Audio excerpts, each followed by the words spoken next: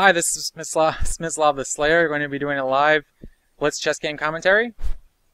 And we're to the English already. Oh no, Queen's Indian. The anti-Queen's Indian. I don't know if I've done a video of this one quite yet. It's pretty interesting stuff. I actually don't know the theory at all, so hopefully this is kind of the right idea. I think you delay d4 for some reason. And that's pretty much all I know. So good, we delayed d4, and now we're gonna go ahead and play it, which sounds pretty good to me. Oh my goodness. So excuse me, gonna go ahead and play e5, and then capture c takes d5. Probably play bishop to e3. Play bishop to e3 to give myself some extra support on the d4 square. Or do I want to capture on c5? No, I don't really want to play against hanging pawns right now. I want to blockade this d5 pawn because it's blocking his light square bishop.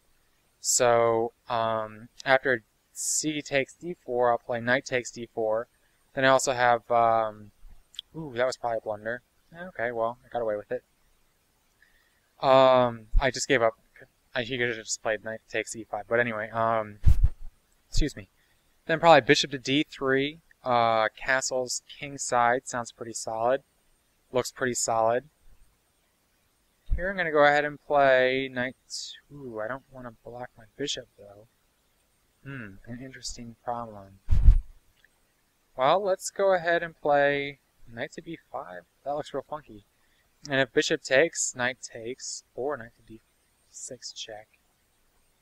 I think just queen to d2 is the best way to go, instead of trying anything too fancy at this point in the game. But knight to b5 is a possibility for the next move. So we'll see how that goes. Okay. I think bishop to d3, maybe bishop to b5, bishop to d3, bishop to e2, castles, bishop to e2, bishop to f3, bishop to e2, bishop to f3, bishop to e2, castles, bishop to castles kingside. Maybe not bishop to f3 right away, maybe rook a to c1, maybe knight to a4, knight to b5, knight to b5, knight to d6, b5, knight to c7, knight to a4, knight takes. Okay. I do want to make sure I don't give up my bishop. Let's go ahead and castle. I think that is best. You know what though, this d pawn looks a little weak to me, so maybe I can play bishop to f3, knight takes d5. Maybe play bishop to f3, bishop takes, and then knight takes. Or maybe I should play rook f to d1 first. Well, let's see, I can, okay, no. So if bishop takes, then rook takes c5. So I'm going to go ahead and play rook to f to d1. That'll be a good long term anyway, even if like my little tactics against this pawn don't work out, so that's fine. Problem is knight e6 does look pretty powerful, but I think I can win this d5 pawn, which should make it worth it.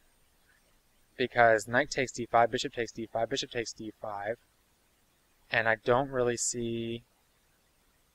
Well, then he's got knight takes f4 after the end. At the end of all that, what if we were to do something real wild and play f5, and then knight to knight to c7, or knight to c8, then knight takes d5. Okay, knight takes d5, knight takes c5, bishop takes c5, bishop.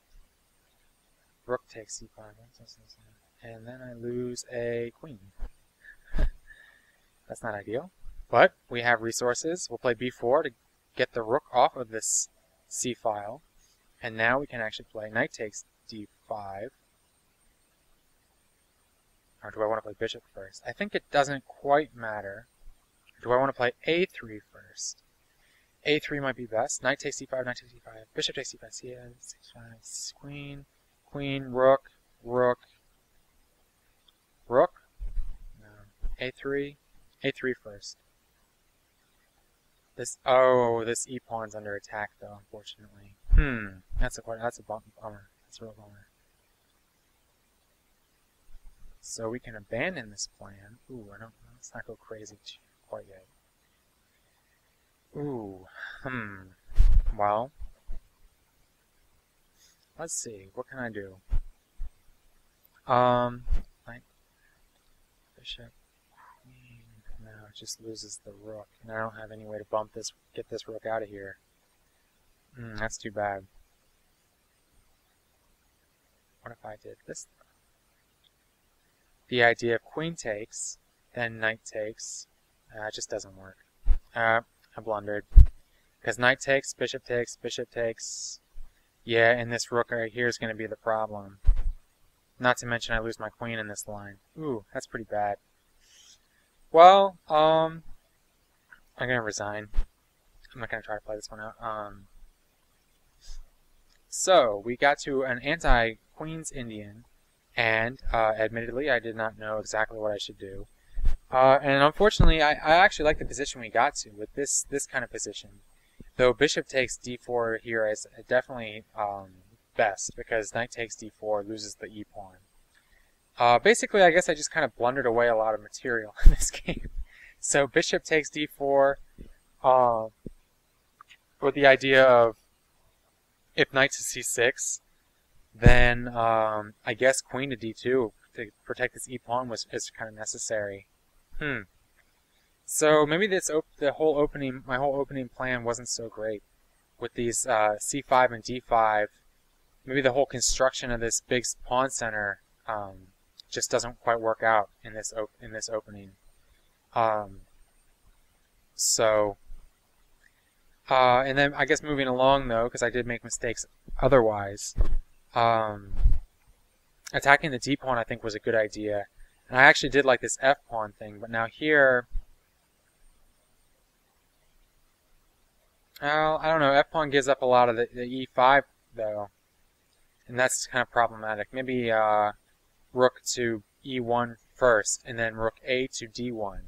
That was kind of another problem in this game. It seemed like my rooks wanted to be on the e1 and d1 squares, but instead I played rook f to d1. It kind of like from this position, it looks like you want a rook on the c file, but the reality of the situation was I wanted a rook on d and e files, and as opposed to c and d files.